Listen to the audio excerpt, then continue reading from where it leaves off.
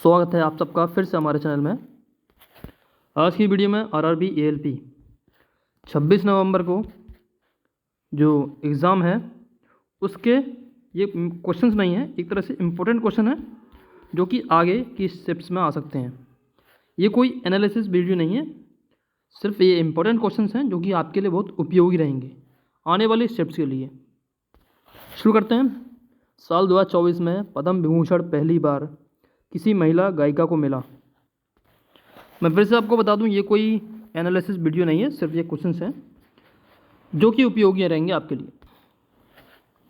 तो देखिए, टोटल इतने लोगों को पद्म विभूषण दिया गया था 2024 में। इसमें जो गायिका थी और एक्ट्रेस थी वो थी बैजंती माला। ये हैं, बाकी और भी नाम हैं जो कि हो सकता है आगे पूछे जा सकते हैं, जैसे कि एम वेंकैया नायडू जो कि पूर्व उपराष्ट्रपति थे, और अभिनेता और राजनीतिज्ञ मिथुन चक्रवर्ती, गायिका उषा उत्थुप, टेनिस खिलाड़ी रोहन बोपन्ना। इसके अलावा जितने भी नाम हैं सब इम्पोर्टेंट हैं, ये पता होने चाहिए आपको। अगला क्वेश्चन है, मॉर्गन स्टैनली की रिपोर्ट के अनुसार जीडीपी में कितनी ग्रोथ हुई। देखिए, 2023 और 2024 यानी 2023 से 2024 में इन्होंने 7.9 दी थी, और 2024 से 2025 में 6.8% दी गई थी इनके द्वारा, इनकी जो रिपोर्ट बनती है उसमें। अगला क्वेश्चन है, एक्सेलरेशन यानी कि एक्सेलरेशन क्या होता है। वेलोसिटी में जो चेंज होता है पर यूनिट टाइम, वो होता है आपका velocity, sorry acceleration.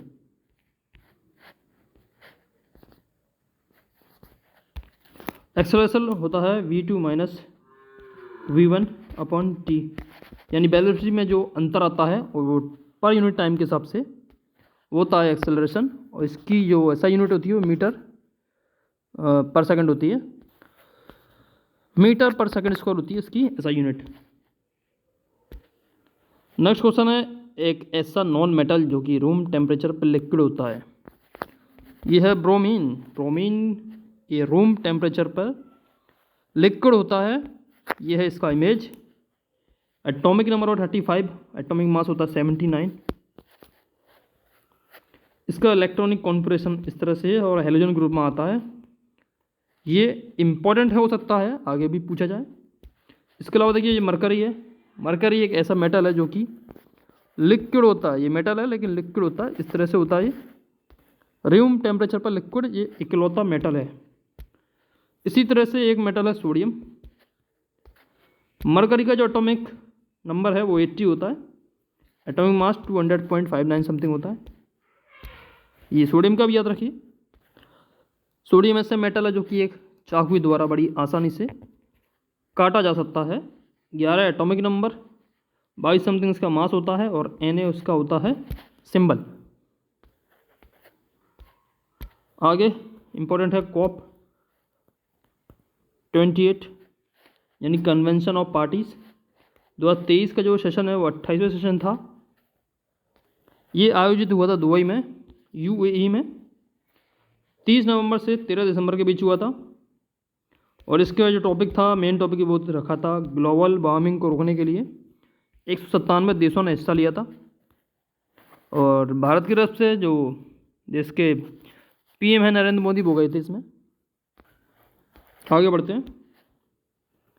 Energy transformation यानी ऊर्जा में बदलाव आता है, वो होता है energy transformation. Electrical energy sound and light में चेंज होती है। मैकेनिकल एनर्जी इलेक्ट्रिकल एनर्जी में चेंज हो जाए। केमिकल एनर्जी मैकेनिकल एनर्जी में चेंज हो जाए। और सबके एग्जांपल आपको दिख ही रहे होंगे इमेज के द्वारा। और साथ में जैसे कि इलेक्ट्रिक मोटर जो होती है उसमें इलेक्ट्रिक जो आपकी मैग्नेटिक फील्ड होती है उसके द्वारा भी एनर्जी चेंज होती है इलेक्ट्रिक एनर्जी में। इलेक्ट्रिक मोटर पर देखिए, जो इलेक्ट्रिकल एनर्जी है वो मैकेनिकल एनर्जी में चेंज होती है। इसी तरह से इलेक्ट्रोमैग्नेटिक एनर्जी होती है, वो भी चेंज होती है। डबल डिस्प्लेसमेंट रिएक्शन केमिस्ट्री का टॉपिक है, और ये इम्पोर्टेंट टॉपिक है ELP के नज़रिए से, क्योंकि ये काफ़ी बार पूछा गया है, पिछले साल भी इससे बहुत क्वेश्चन आए थे। ये एग्जाम्पल दे रखे हैं डिस्प्लेसमेंट, डबल डिस्प्लेसमेंट रिएक्शन के। केमिकल रिएक्शन में क्या होता है, केमिकल रिएक्शन में दो केमिकल मिलके आपस में एक नया केमिकल बन जाए, वो होता है आपका केमिकल रिएक्शन। ये इतनी सारी तरह की ये रिएक्शन है, chemical reaction, combination reaction, decomposition reaction, combustion reaction, neutralisation reaction और डिस्प्लेसमेंट रिएक्शन। इसका एक टाइप होता है डबल डिस्प्लेसमेंट रिएक्शन। इसके एग्जाम्पल ये दे रखे हैं, पोटेशियम ब्रोमाइड और सिल्वर नाइट को ऐड करेंगे तो ये बनेगा पोटेशियम नाइट्रेट और सिल्वर ब्रोमाइड।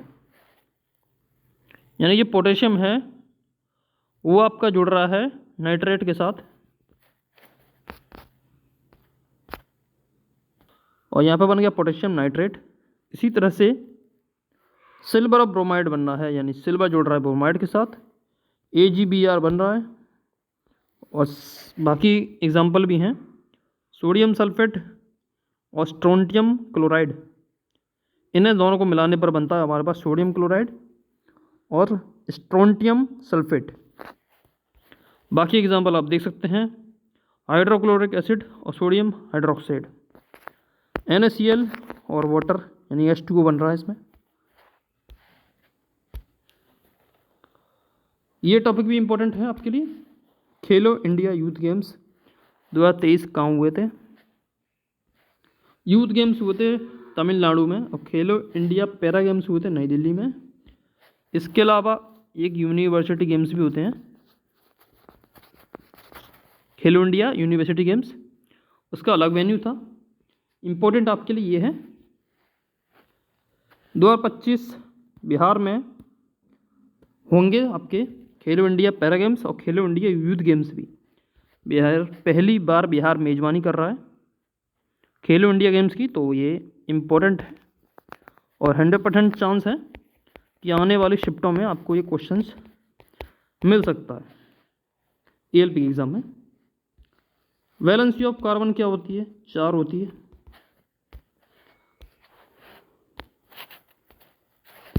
कार्बन की जो वैलेंसी है वो 4 होती है। ऑक्सीजन की आपकी 2 होती है, नाइट्रोजन की 3 होती है। ये भी इम्पोर्टेंट है, हो सकता है पूछा जाए, और इनके आपको एटॉमिक नंबर, एटॉमिक मास, ये सब चीज़ें पता होनी चाहिए। उम्मीद करता हूँ आपको हमारी ये वीडियो पसंद आई हो कुछ इंपॉर्टेंट क्वेश्चंस के साथ। रेलवे के जितने भी एग्ज़ाम होते हैं वो सारे शिफ्ट के साथ को रिलेटेड होते हैं एक दूसरे से। जैसे कि इस हो सकता है कि एग्ज़ाम में ये पूछा गया खेलो इंडिया गेम्स का बिहार का, तो हो सकता है 2024 का पूछ रहे। इसी तरह से कार्बन की बैलेंस पूछिए तो हो सकता है कुछ दिनों बाद नाइट्रोजन वगैरह की बैलेंस ही पूछ ली जाए।